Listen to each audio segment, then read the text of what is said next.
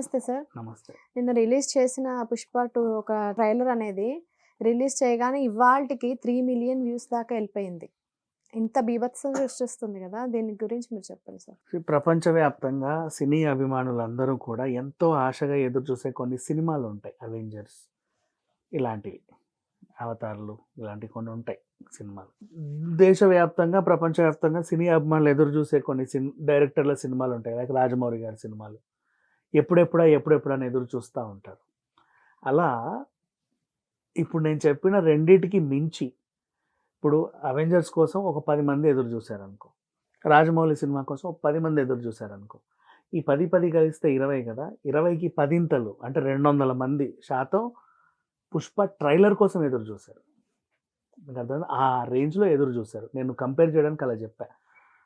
So, అంటే ఎదురు చూపుల్లో కూడా నెక్స్ట్ లెవెల్. ఇప్పటివరకు ఎవరు కూడా ఒక అంశం గురించి కానీ, మొన్న యూఎస్ ఎలక్షన్స్ గురించి కూడా అంత ఎదురు చూడలేదేమో గాని, అవును. 'పుష్ప' ట్రైలర్ కోసం అంతగా ఎదురు చూసారు జనాలు.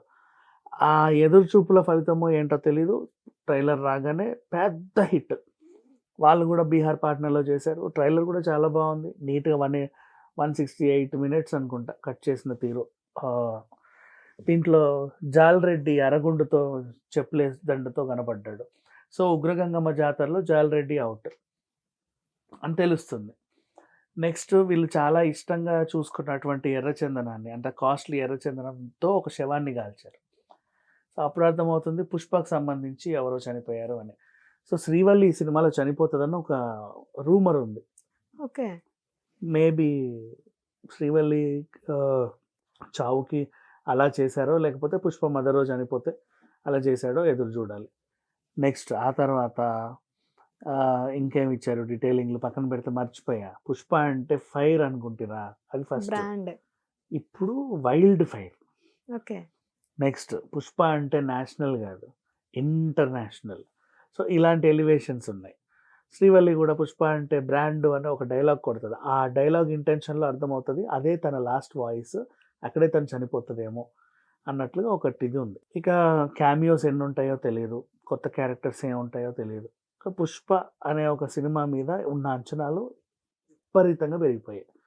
అండ్ ట్రోలర్స్‌కి కూడా ఎక్కడ అవకాశం లేకుండా బ్రహ్మాండంగా తీర్చిదిద్దారు. అండ్ ఇంత గొప్ప ట్రైలర్‌ని అంత గొప్ప ఈవెంట్‌లో లాంచ్ చేయడం అనేది నిజంగా గ్రేట్. కనీసం ఒక 7.5 లక్షల మంది వచ్చారు. అదొక రికార్డ్. ఏ సినీ ఫంక్షన్‌కి గాని, ఏ రాజకీయ ఫంక్షన్ గాని ఇప్పటివరకు అంతమంది వచ్చిన దాఖలాలు లేవు. ఇది ఓవరాల్‌గా 'పుష్ప' ట్రైలర్. అండ్ ఇది ఈ రోజే కాదు రిలీజ్ వరకు ఇదే ట్రెండింగ్‌లో ఉంటది.